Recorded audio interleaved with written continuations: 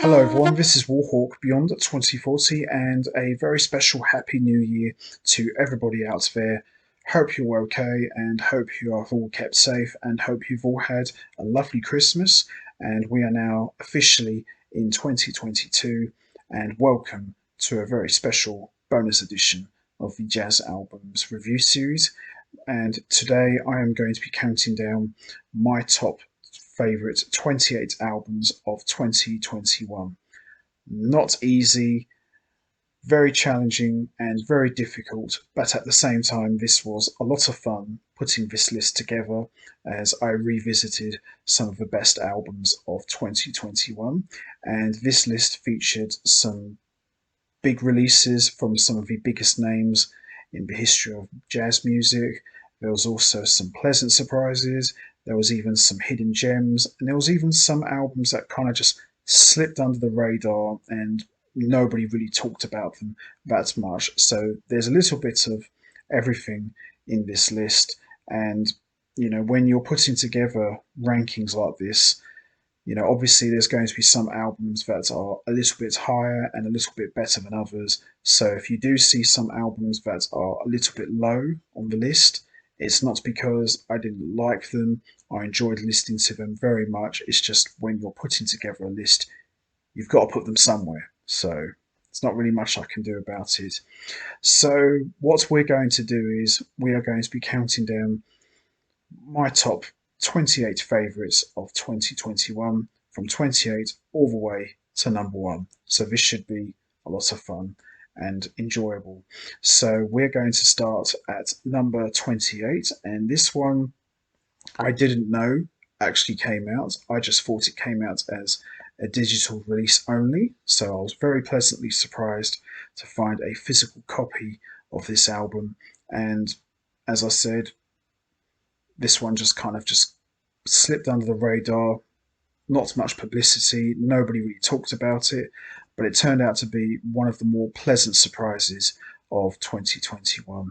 And this is, at number 28, Michael Formulic, Imperfect Measures. So this is a solo bass recording, and Michael Formulic has recorded for the ECM label for a number of years and released a number of albums under his name as a band leader, but he had never recorded a solo bass album until 2021.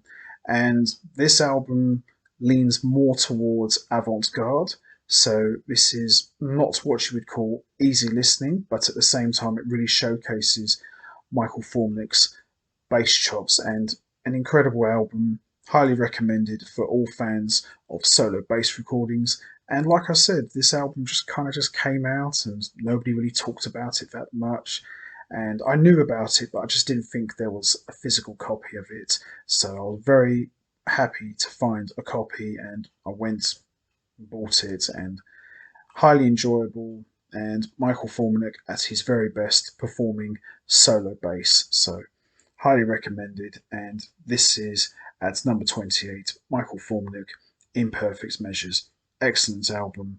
And this album could have easily fit in with ECM because ECM have released a number of albums with solo bass over the years. So this is definitely one for all of you if you're a fan of that sort of style of playing. So there you have it. Number 28, Michael Formulic, Imperfect Measures. Top stuff.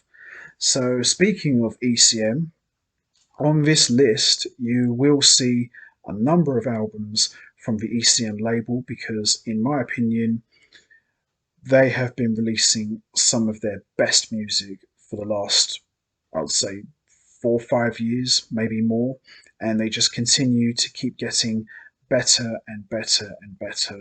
And even some musicians you've never heard of, they just released some amazing albums for ECM. And this next album, at number 27, is from the ECM label. And this one, again, just kind of took me by surprise. Took a few listens, but this one has definitely started to grow on me a lot more. So we've got at number 27, Yayumi Tanaka, Suburgious Science. So this is an album that was released on ECM in 2021, And this album is, again, not really what you would call easy listening, but at the same time, it's definitely a grower and it requires a few more listens before you really get into the music. So this is a trio recording. Yayumi Tanaka on piano, Christian Mies Sedvensten on bass, Per Oddvar Johannessen on drums, and this album, as I mentioned before, kind of leans more towards avant-garde, and think of Marilyn Crispell's work with Gary Peacock from many years ago. This is definitely not what you would call easy listening. All three members of the trio really give each other lots of space to improvise and showcase their skills to the fullest. And it's a very highly enjoyable recording. And as I said, this is not really what you would call your traditional piano, bass, and drums trio album, but at the same time, very good, very enjoyable, and as you would expect from ECM, top-notch production, courtesy of the one and only Manfred Eicher.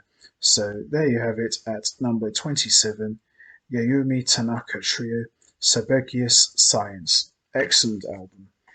And at number 26, again, another album from ECM. So this doesn't really come as much of a surprise because ECM, as I said, are always putting out top quality music. And this is another one that took me by surprise. So at number 26 is ojossi Purta with Robert Lanferman on bass and the legendary Jeff Bellard on drums. So ojossi is primarily known as a drummer, and he's played with guys like Mark Turner, Brad Mildew, to name a few. So I was quite pleasantly surprised that he decided to release a trio recording, but not really what you would call your traditional trio recording. This is more of a vibraphone trio. So I was very pleasantly surprised at how good this actually sounded. And it kind of reminded me of the legendary Gary Burton's early recordings from the mid to late 60s. And the rhythm section of Robert Lanferman and Jeff Bellard just sound absolutely tremendous. And this turned out to be a very highly enjoyable album. Top-notch production, as you'd expect from ECM. And as I said, I was just very pleasantly surprised. And I remember when they announced that ojossi was going to be releasing a vibraphone trio recording, I thought, could this actually work? I mean, I've never really heard a vibraphone trio. I always hear vibraphones with either piano or a saxophone or guitar in a quartet or quintet setting. So to hear this in a trio setting with the vibraphone as the lead, very pleasantly surprised. ojossi, as amazing as he is on drums, I think he's an incredible vibe player, and I certainly put him up there with your Gary Burtons and Mike Manieri's of the world, but he's very much his own man, so this was very enjoyable, and this was at number 26 for me in the best albums of 2021, and I really enjoyed this one a lot. So there you have it, ojossi Prata, excellent album from ECM. So we come to the next album, and this is at number 25, Matthias Ike, When We Leave. So once again, another album from the ECM label, top-notch production as you'd expect, and this features Matthias Ike with an amazing working band, and Matthias Ike is primarily known as a trumpet player, but he can also play keyboards, electronics, saxophone, vibraphones, and percussion. So he's a multi-instrumentalist, but here he's primarily playing trumpet, and what an amazing group of musicians. And I looked at the lineup of instruments, and on paper, this shouldn't work, but again, very pleasantly surprised at how well this configuration works. And as I said, Matthias Ike, he always puts together very unusual lineups of instruments, but he always manages to make it work. And When We Leave, again, another great album that came out in 2021, and very pleasantly surprised at how good the music was, and the playing and the musicianship which in my opinion was just top notch and second to none. So this is Matthias Ike at number 25, When We Leave. Beautiful recording, highly recommended, and I still hope to see Matthias Ike live one day because I've read reviews that his shows are just incredible. And I've seen a few films of him as well in action, and he's just an incredible musician and an incredible composer. So there you have it. That's number 25, Matthias Ike, When We Leave. Beautiful album. So we come to the next album at number 24, and once again from ECM. You're going to see a lot more ECM albums on this list, and this was another album which really took me by surprise and really swept me off my feet. So at number 24 is Shy Maestro Human. One of the best albums of 2021, in my opinion. This was one of the first albums I bought in that year, and Shy Maestro just assembled an all-star band. And to me, this is probably the best band that he's had in quite some time. So it featured Oje Roda on bass, Ofri Nihime on drums, and Philip Dizak on trumpet. This definitely harkened back to the legendary Thomas Stanko's quartet recordings of many years ago, and all due respect to Shy Maestro, he delivered some great piano performances, but I think the real star of this album was definitely Philip Dizak. He just sounded great on trumpet, and he made everybody sound tremendous, and all of the songs from start to finish was just unbelievable, and everybody here really brought their A game and just absolutely delivered. And the production on here, once again, as you'd expect from ECM, was just brilliant as always. So this was definitely, for me, one of the highlights of 2021 and one of the best ECM recordings in quite some time. So this was definitely well worth buying. So there you have it at number 24, Shy Maestro Human. Absolutely love this. Highly recommended to all fans of Thomas Stanko or who just like that trumpet quartet. It's just absolutely fantastic. Love this album.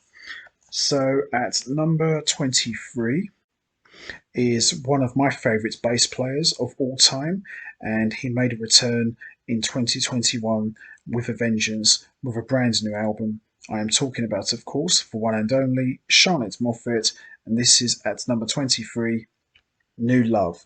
So, as I mentioned, Charlotte Moffat hadn't made a new album in a couple of years at the time, but he returned in a big way, and this features Charlotte Moffat primarily on fretless bass, Jana Herzen on guitar and vocals, Corey Garcia on drums, Malik Coley on drums on a couple of tracks, and Erwin Hall on saxophones and flute.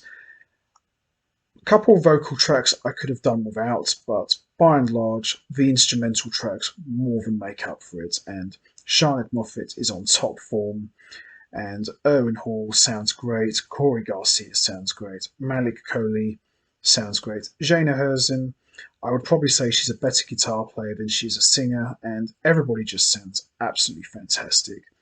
There's a little bit of everything on this album. There's a bit of jazz, there's a bit of blues, there's a bit of fusion, there's even a little bit of gospel as well. It's all there, but this was definitely a return to form for Charlotte Moffat, and what a monster bass player. He's just all over this album, and rightly so, and everybody just sounds fantastic. So at number 23, Charlotte Moffat, New Love.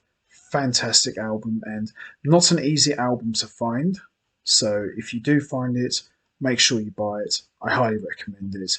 It's really, really good and really enjoyable. So at number 22 is a gentleman who's kind of been making a lot of noise currently.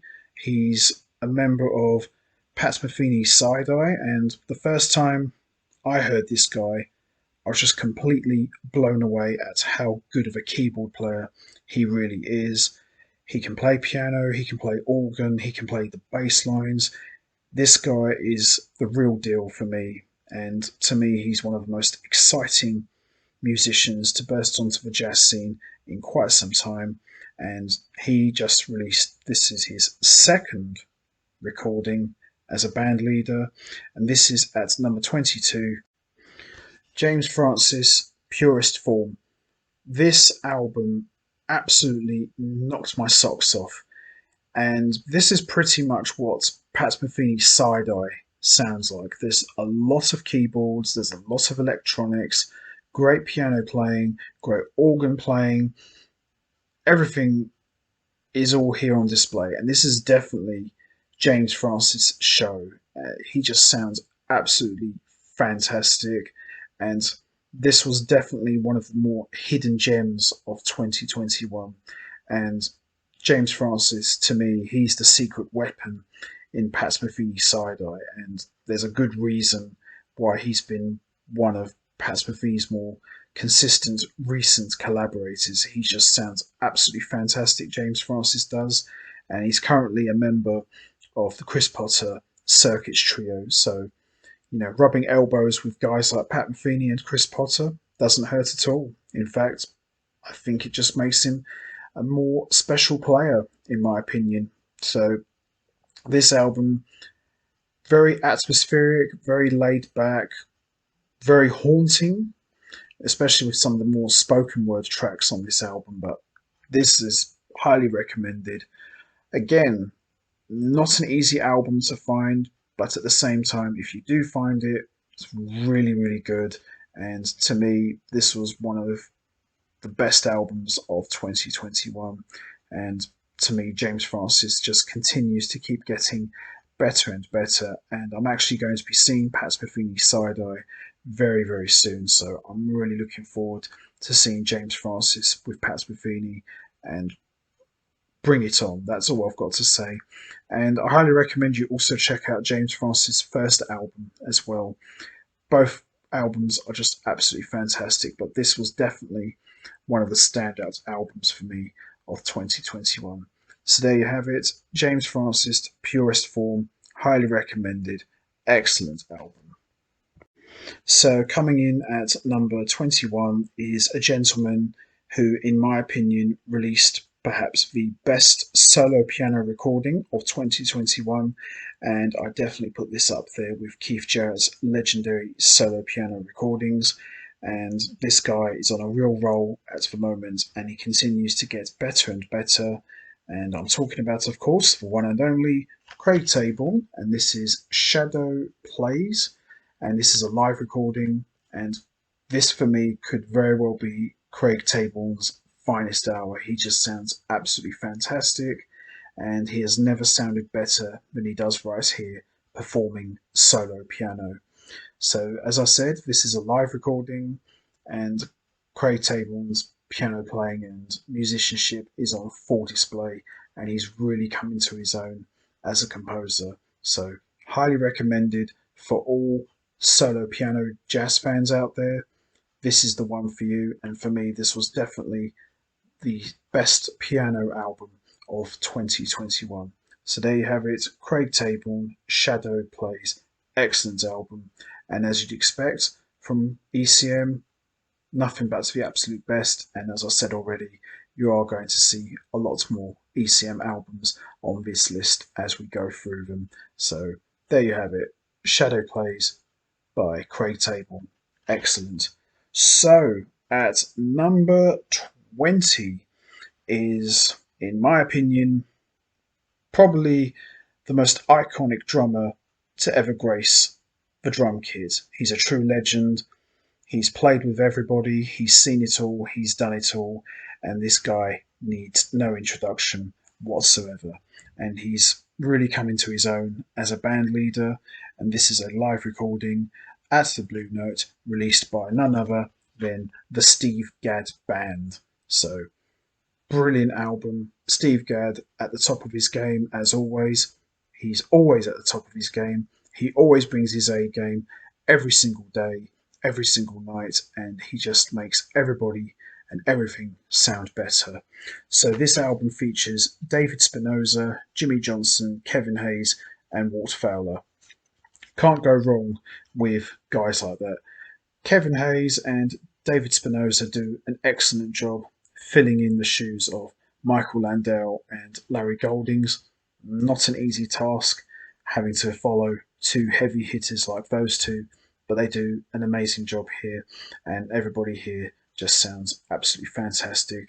And as I said, Steve Gadd has really come into his own as a band leader, and he's assembled an amazing group of musicians, and he just continues to get better and better. So there you have it, Steve Gadd Band at the Blue Note. Excellent album, highly recommended for all fans of Steve Gadd. You cannot go wrong with this. And at the end of the day, it's Steve Gadd. What more can you say, really? What more can you ask for? So, at number 19 features two of the most celebrated, decorated, and respected guitar players of all time. And these two need no introduction whatsoever. And this is at number 19, Larry Coryell and Philip Catherine, Jazz at Berlin Philharmonic XI, The Last Call. So this was one of the last live performances by Larry Coryell, who sadly passed away not too long after. And Larry Coryell, one of the all-time guitar greats from Gary Burton Band, and of course Philip Catherine, who played with the legendary progressive rock band Focus. So having these two together is just dream stuff. And these two just sound absolutely fantastic. And they've got a great group of musicians with them. Jan Lundgren on piano, Lars Danielson on bass, and Paolo Fessu on trumpet. But the real two stars of the show is definitely Larry Coryell and Philip Catherine, and two of the most iconic guitar players of all time. And you can't go wrong with these two. You know, as I said, these two are true legends of the guitars, and they just sound absolutely fantastic. And to me, this was a fitting swan song for Larry Coryell. And, you know, we sadly lost him in 2017, but boy oh boy, what a way for him to go out. And he really goes out here on a high note. And to be honest, I can't think of anyone better to go out with than Philip Catherine, who's no slouch himself, and he's a true legend in his own right. So when you have these two together, nothing but pure magic. So there you have it, Larry Coryell and Philip Catherine, Jazz at Berlin Philharmonic XI, The Last Call. Beautiful album. Coming in at number 18 is, in my opinion, probably the most important composer of today, and he's got a very unique way of doing things. He's an amazing composer, band leader, orchestrator, and arranger. And when you hear him, you know straight away who it is. And he's collaborated with the Yellow Jackets, Antonio Sanchez, John Scofield, John Abercrombie, to name a few. And this guy needs no introduction whatsoever. I am talking about, of course, the one and only Vince Mendoza, Freedom Over Everything. Now, apart from one little clunker track, which is not very long, this is a beautiful album. Vince Mendoza at his very best. The way he's able to combine jazz and classical music is just absolutely incredible, and I have lots of love and respect for Vince Mendoza.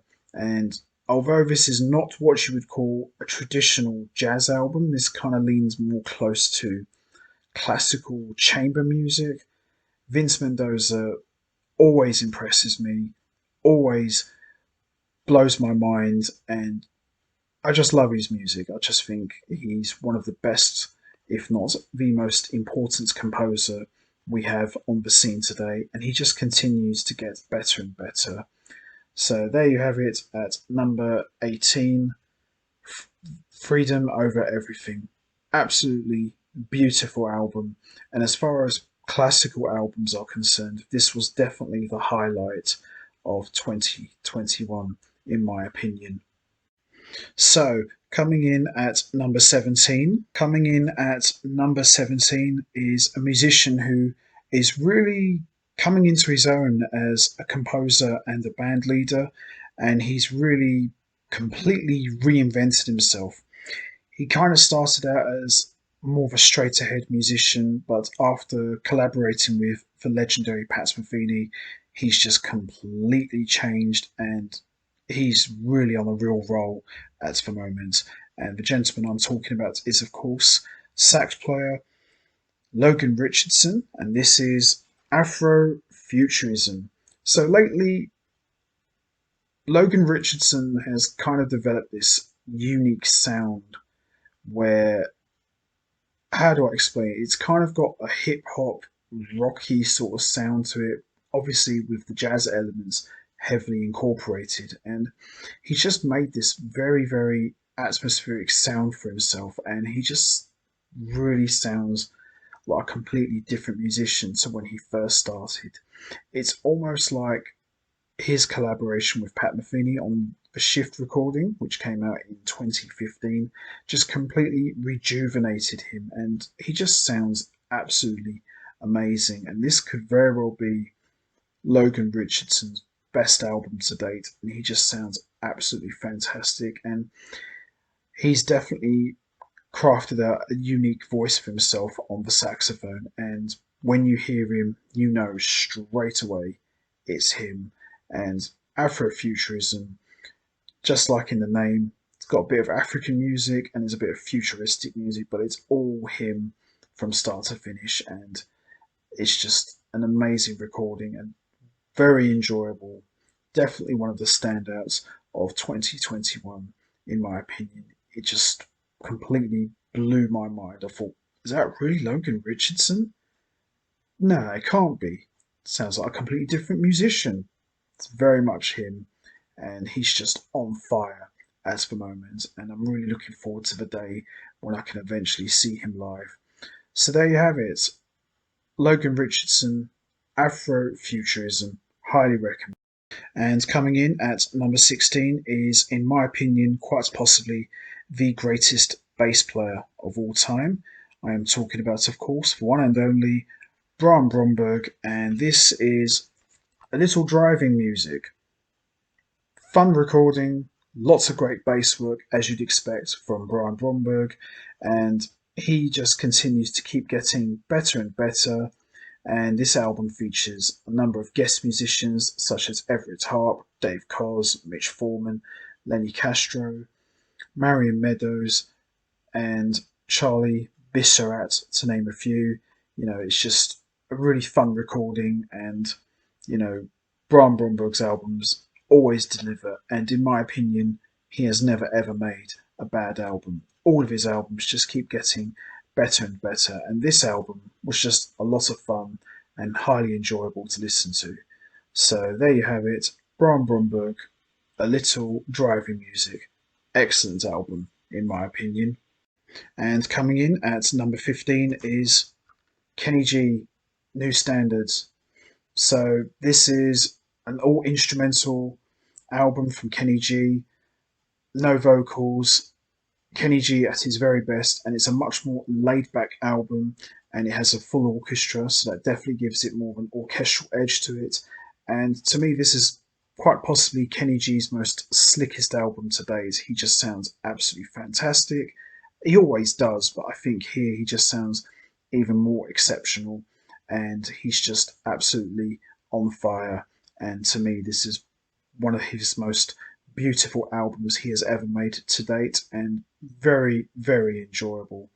And this for me was definitely another standout in 2021. So there you have it at number 15, Kenny G, New Standards. For me, one of Kenny G's best albums to date. So, and coming in at number 14 is Hedgehog Molester Trio, Ding Dong, You're Dead. Now, as I've mentioned before, very difficult to categorize Hedgehog Molester. There's a bit of jazz, there's a bit of rock, there's a bit of fusion, there's a bit of blues, there's even a bit of avant-garde. It's all there, and Hedgehog Molester is heavily influenced by just about every kind of guitar player you can imagine, and her trio just absolutely pack a real punch here. So There you have it at number 14, Hedgehog Molester Trio, Ding Dong, You're Dead. Really good album, a monster album, very ferocious, and as I said, Hedgehog Molester is just a badass guitar player, and her trio just really sounds massive, and it's quite incredible to hear three musicians create such a giant sound, and they do exactly just that. And as I said, Hedgehog Molester really channels in the spirit of all of the guitar players, and I've often compared it to Terje Repdal, just very out there, So highly recommended for all guitar fans. So there you have it at number 14, Hedgehog Molester Trio, Ding Dong, You're Dead. Excellent album. And speaking of guitar albums, coming in at number 13 is Julian Lage Squint. Brilliant album. I love Julian Lage. He's one of my favourite guitar players, and this is one of his best trio recordings to date. And it features Dave King on drums and Auge Roda on bass. And these guys have been working together for quite a long time now, and these guys sound absolutely tight as a trio. And to me, this is one of Julian Lage's best guitar albums to date. And if you're a fan of Julian Lage, highly recommend you check this album out. Squint is an amazing trio recording and one of my favourite guitar albums of 2021. So there you have it, Julian Lage, Squint. Excellent album. And coming in at number 12, one of the more pleasant surprises of 2021. And this is a trio recording from ECM, and this features none other than Vijay Iyer, and this is called Uneasy with Linda Mahan O and Tyshawn Sorey. Really amazing trio recording. Linda Mahan O, of course, from the Dave Douglas and Joe Lovano Quintet, the Pat Metheny Quartet. What more can you say about her? She just sounds absolutely incredible. Tyshawn Sorey is Vijay Iyer's longtime collaborator. These two are no strangers to each other. So when you put these three together, magic happens. And even though the title's called Uneasy, it's a very laid back album and it's a very slick album. And all three musicians sound absolutely tremendous together.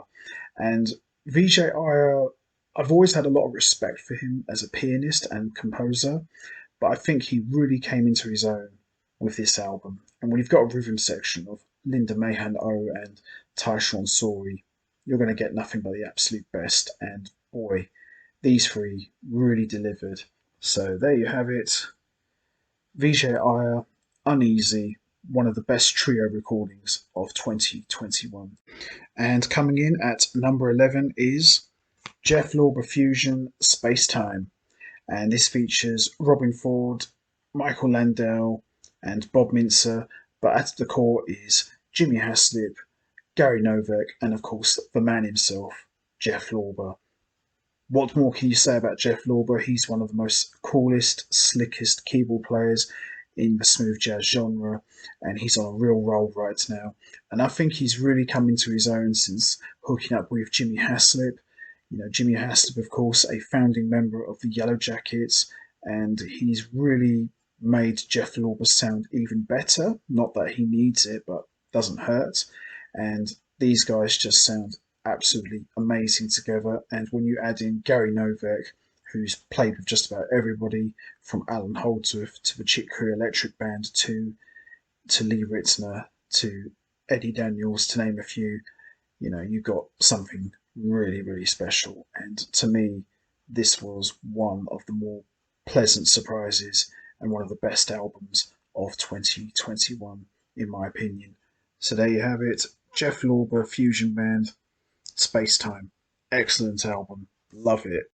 And now we're coming down to the top 10 albums of 2021. And coming in at number 10 is a trio recording led by one of the most iconic and celebrated and respected bass players of all time. And I'm talking about, of course, the one and only Dave Holland. And this features Kevin Eubanks and Obed Clavier. And this is Another Land. So I was Really surprised that Dave Holland released a trio album, and boy, this is really, really good. Very, very surprised about this album. Dave Holland has played in lots of trios led by Pat Metheny, Chick Corea, to name a few. So to actually see him go out and make his own trio recording was something really special. And he plays a lot of electric bass on this album, which is something he doesn't normally dabble into, but at the same time, a very welcome change and a welcome addition as well. Kevin Eubanks sounds absolutely amazing as always on guitar, and Obed Clavier is just incredible on the drums. So there you have it at number 10, Dave Holland, Another Land. Great album this was. And coming in at number 9 is Marcin Wasilewski Trio, En Attendant. Great return to form for the trio, and these guys just sound absolutely fantastic as always. There's some originals here, there's some standards, and there's even some classical compositions as well. This album's got it all. En Attendant is, for me, one of the best trio albums that the Marcin Wasilewski trio have made to date, and these guys just continue to get better and better, in my opinion. And I highly recommend you check out their other albums as well. They're really good as well. So at number 9, Marcin Wasilewski Trio, En Attendant, excellent album and one of the trio's best recordings in my opinion. And coming in at number 8 is once again another album from ECM. This is a solo bass recording, Mark Johnson Overpass. So as I mentioned, it's ECM. You know what to expect. Nothing but the absolute best in terms of production. Mark Johnson is on top form, and there's lots of great bass work from the man himself. And he joins the elite group of bass players who've recorded solo bass albums with the likes of Dave Holland, Miroslav Vitchus, Larry Grenadier, to name a few. And he just sounds absolutely fantastic. You can't go wrong with this. One of the best albums of 2021, in my opinion. And coming in at number 7 is Chris Potter Circuits Sunrise Reprise with James Francis and Eric Harland. Excellent album. Chris Potter sounds absolutely fantastic in a trio setting, and James Francis, as I mentioned already, currently a member of the Pat Metheny Side Eye, and playing with Chris Potter as well doesn't hurt either. And all three musicians just sound absolutely fantastic. And even though this album only features 5 songs, they're very long pieces, and everybody just sounds absolutely incredible. And for me, this is one of Chris Potter's best albums to date, and I'm really looking forward to hearing more from this band in the near future, and hopefully one day I'll get to see them live. So there you have it, Chris Potter Circuits Trio Sunrise Reprise. Excellent album, one of the best albums of 2021. And coming in at number 6 is Yellow Jacket's saxman himself, Bob Mintzer, with Soundscapes. And this is a reworking of all of Bob Mintzer's compositions. So there's a bit of solo, there's a bit of big band, there's a bit of Yellow Jackets, a bit of everything. And this album is more like symphonic than big band, kind of similar to what the Yellow Jackets did with their last recording. And this is just Bob Mintzer at the top of his game. And to me, this is one of Bob Mintzer's best albums. And this was a lot of fun listening to all of his compositions, really get the big band symphonic workouts here. And I absolutely enjoyed the hell out of this. This was really, really good, in my opinion. So there you have it, Bob Mintzer Soundscapes at number 6. Really good album this is. And speaking of Yellow Jackets, another member of the Yellow Jackets decided to release a album of his own, and this was actually the first time he's ever recorded under his name. So coming in at number 5 is none other than the Russell Fioranti trio Inflexion, and this was probably the surprise album of 2021. Russell Fioranti, a founding member of the Yellow Jackets, never recorded a solo album under his name until 2021, and this is a trio recording with Michael Valrio on bass and Steve Schaefer on drums. And this features some standards, some Yellow Jackets compositions, and we've even got a Marineful track which was written by Russell Fioranti from his Crossroads recording many years ago. It's all here, and this was just absolutely beautiful. Russell Fioranti just has never sounded better than he does here in this acoustic setting. And think of Yellow Jacket stripped down. No sax, no keyboards, no electronics, just pure acoustic. And this is just, for me, the most pleasant surprise of 2021. I had always hoped Russell Fioranti would do an album of his own, and he finally came through, and boy, he delivered big time. So there you have it. At number 5, Russell Fioranti Trio, Inflexion. Beautiful album. And coming in at number 4 is one of the all-time guitar greats, the one and only John McLaughlin, and this is Liberation Time. What can you say, really? John McLaughlin's a legend. He's done it all. He's played with just about everybody, and there's some pleasant surprises here. There's even a couple of tracks with John McLaughlin playing piano. Got Vinnie Carlotta, Gary Husband, Etienne Mebapi, Ranjit Barrow, they're all here, and this was just John McLaughlin at his absolute best. So, what more can you say, really? He's a true legend, and he just continues to keep getting better and better with age, and he's not slowing down anytime soon. The word slow doesn't exist when it comes to John McLaughlin. He just keeps going and going and going, and this was another amazing album from one of the all-time true legends of the guitar. And coming in at number 3 is a CD DVD, and this is Leverkusen 2010 by Alan Holdsworth with Chad Wackerman and Ernest Tibbs. I've said it before, I'll say it again. I think the CD sounds better than the DVD, but it's still highly enjoyable. And this live out recording features some Softworks compositions, solo compositions from Alan Holdsworth, and we've even got a Chad Wackerman contribution as well. It's all here, and Alan Holdsworth, as we all know, we lost him back in 2017, and he's sorely missed, but he lives on in spirit, and what more can you say, really? Alan Holdsworth always continues to make people's jaws drop with his unbelievable guitar solos. So there you have it at number 3, Alan Holdsworth, Leverkusen 2010.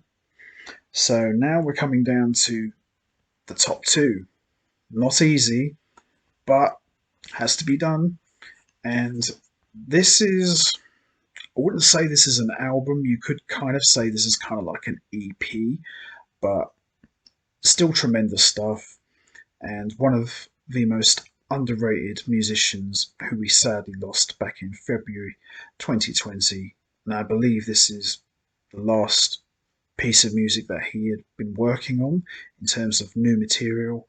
And I'm talking about, of course, PMG keyboardist Lyle Mays. This is Earbard.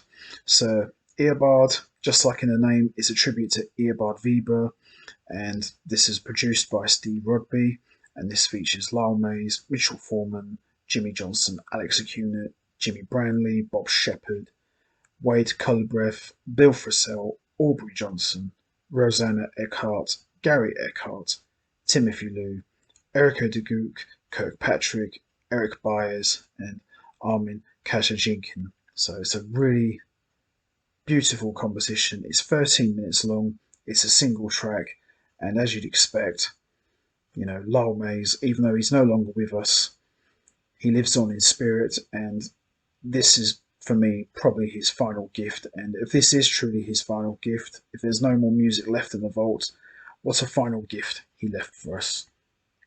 Excellent album. Only one track, but it's worth listening to. It's just absolutely tremendous. And finally, at number one, album of the year for me, the one and only, the man himself, Pat Metheny, Side Eye, NYC is my album of the year. And this is a Japanese edition with the bonus track, The Bat, and this features James Francis and Marcus Gilmore. And it's just a bit of everything, really. There's new compositions, there's reworking of classic compositions, there's even a track that he composed, what he recorded with Michael Brecker many years ago. It's just, what more can you say, really? Pat Metheny is the man. He continues to get better and better. And even though this is a live recording, it's still Pat Metheny. It's still fresh. It's still new. It's still exciting. And what more can you say, really? Pat Metheny is the man, and he's not slowing down anytime soon. So there you have it at number one, my album of the year, Pat Metheny, Side Eye, NYC. Enough said, really. Love this album, and what can you say, really? Pat Metheny is a true legend, and in my honest opinion, I would say he's the Mozart of our time. He's just always reinventing himself, always pushing the envelope, and always challenging himself, and he does this once again. And this is a pleasant surprise as well, because this is the first Pat Metheny album not to feature a bass player. James Francis is playing a lot of the bass, so tremendous stuff. So there you have it at number one, my album of the year, Pat Metheny, Side Eye, NYC. Love this album. So that's it from me. That's all of my favourite 28 albums of 2021. What was your favourite albums of 2021? Was it the ones that I talked about, or do you have your own personal list of favourites from 2021? You know what to do, guys. Hit the like button, hit the subscribe button, leave your thoughts and comments down below, and I will see all of you next time for another edition of the Jazz Albums review series. So until next time, take care, everybody, and stay safe. And as always, thanks for listening.